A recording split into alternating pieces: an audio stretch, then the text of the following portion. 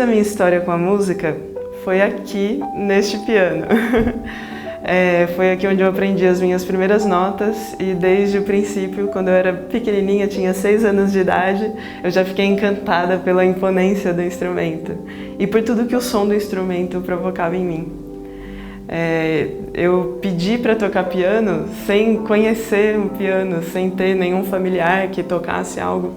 Foi por puro encantamento com o que a música do Tom Jobim provocava em mim, por exemplo. E, curiosamente, hoje eu não costumo tocar Tom Jobim.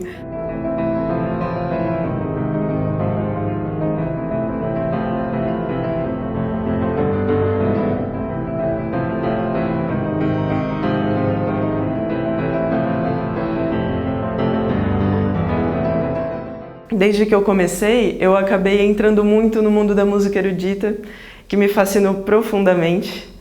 Mas eu toquei muitas músicas de trilhas sonoras de filmes, de desenhos, de jogos, e isso era algo que na minha infância e adolescência me fazia enxergar na música um mundo incrível e enorme, porque eu não precisava sair da minha casa para ir parar do outro lado do mundo, né? Bastava tocar alguma música que me transportasse até lá. Então a música sempre foi um meio de me transportar para lugares desconhecidos. Uma paixão pelo mistério, por tudo aquilo que, enquanto ser humano, a gente sabe que é real, mas não consegue explicar. A princípio, eu tocava mais música erudita, mas aos poucos, principalmente quando eu comecei a dar aula, eu descobri como que outras formas de composições aproximavam todas as pessoas de tudo que a música poderia fornecer para elas, né?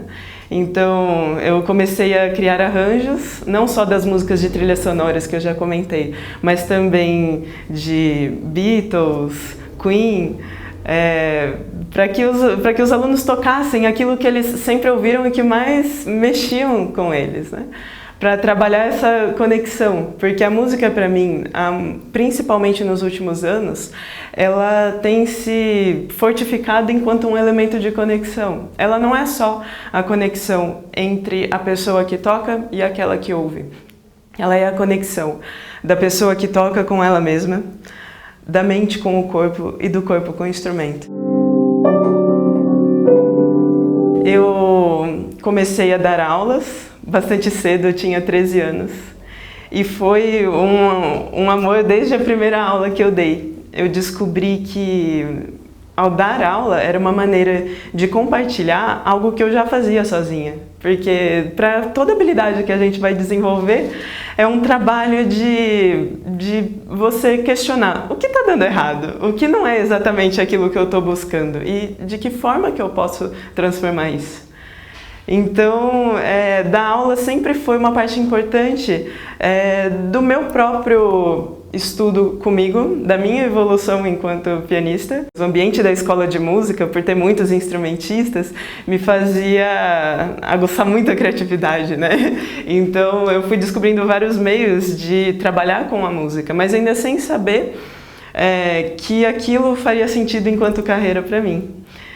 E quando eu tinha 16 anos, eu ingressei na Faculdade de Ciências Físicas e Biomoleculares, aqui na USP de São Carlos, por ser uma eterna apaixonada pelos mistérios da ciência, né? Por ser apaixonada pelos mistérios do universo. Então eu acho que o que me levou para a física foi a mesma coisa que me levou para a música. Foi tocar aquilo que é desconhecido. Essa curiosidade científica, ela morava no meu dia a dia enquanto cientista, e mora hoje no meu dia a dia enquanto artista. Existe a questão de você lidar com o abstrato e transformar as conquistas abstratas em impactos concretos. E era isso que eu fazia ao sentar na minha bancada do laboratório. Quais são os problemas da sociedade à minha volta? O que eu tenho nas minhas mãos que eu posso usar para agir sobre isso, para tentar melhorar a qualidade de vida minha e das pessoas à minha volta? E é exatamente isso que eu faço enquanto pianista, enquanto professora de piano, enquanto arranjadora, enquanto compositora. O meu dia a dia é segundo esse mesmo impulso, essa mesma vontade de criar algo que melhore o que nós já temos e em honra ao que nós já temos.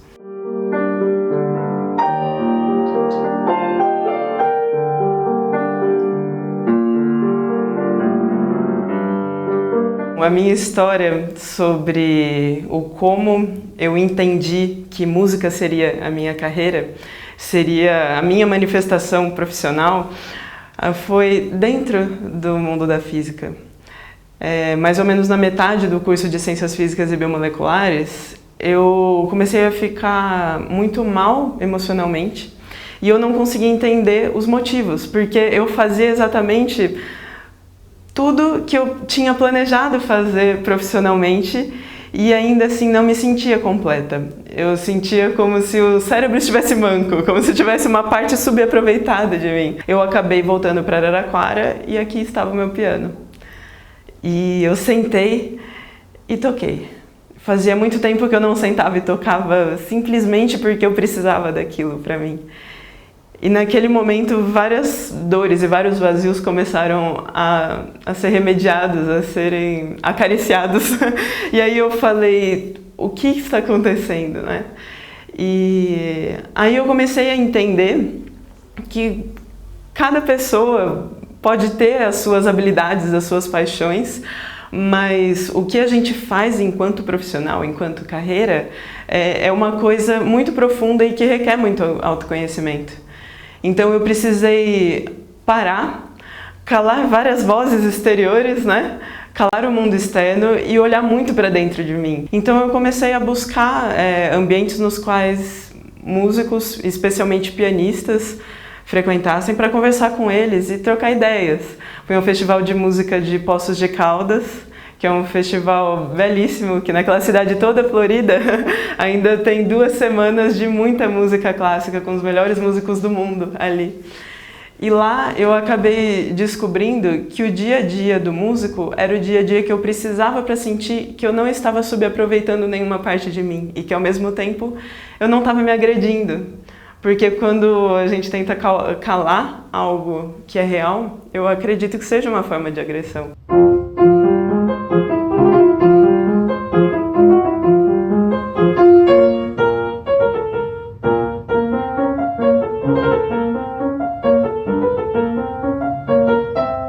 Em especial agora, no meu mestrado, eu estou trabalhando a performance dos estudos de Philip Glass.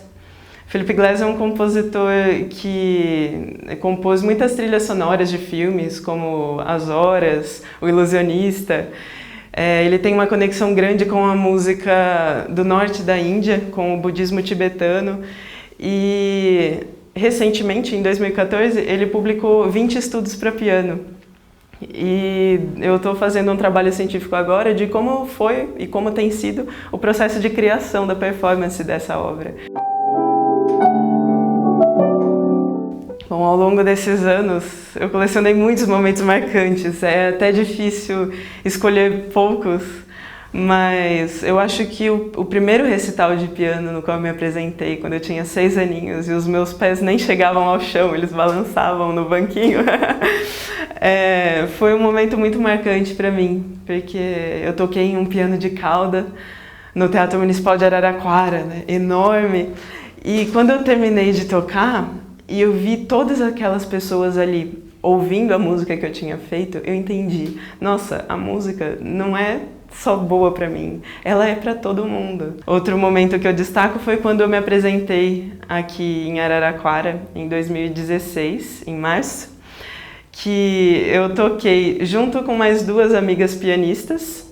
Nós apresentamos, na verdade, foi um recital solo dividido em 3, cada uma apresentou uma parte e ao final nós tocamos juntas as 3 em um piano só, nós tocamos Tico Tico no Fubá.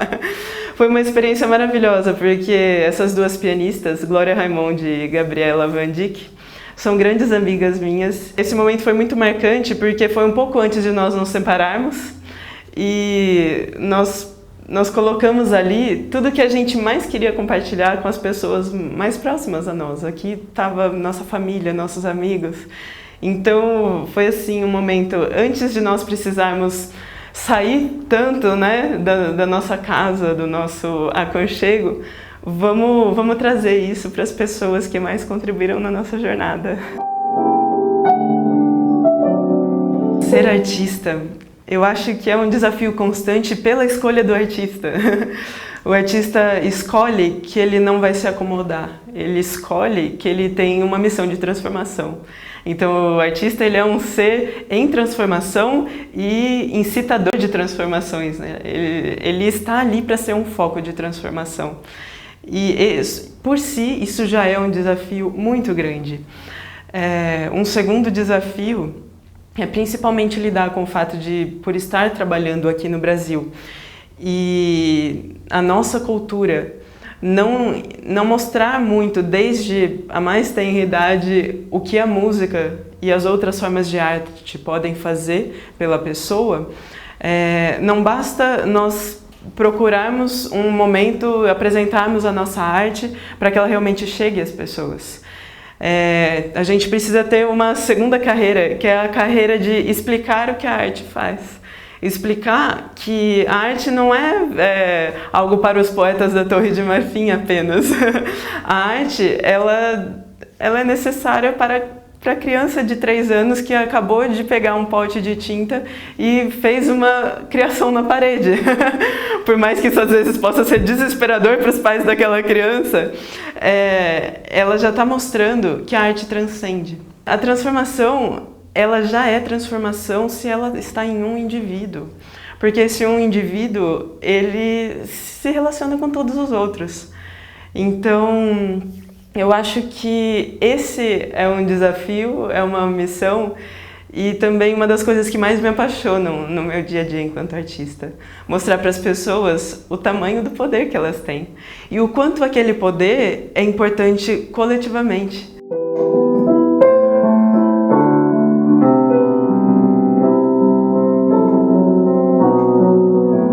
Os meus planos agora para o futuro, eles englobam tocar muito.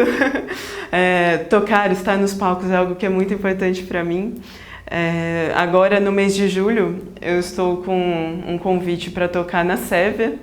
Lá na Sérvia eu vou apresentar alguns dos estudos de Philip Glass, também vou estudar. Até o fim desse ano eu vou concluir o meu trabalho de mestrado e daqui para frente intensificar as minhas atividades de ensino, que já são muitas, mas eu sei o quanto elas são valiosas para mim. Principalmente isso, as atividades enquanto pianista, pesquisadora e professora. A gente sabe da importância de prestar atenção no alimento que a gente come, sabe o quanto isso impacta no nosso corpo. Isso é algo que está entrando em nós pelo nosso paladar. A arte também é sobre nutrição, é sobre aquilo que nós estamos trazendo para dentro do nosso corpo através dos nossos olhos, dos nossos ouvidos, do nosso tato, da nossa sensação das vibrações.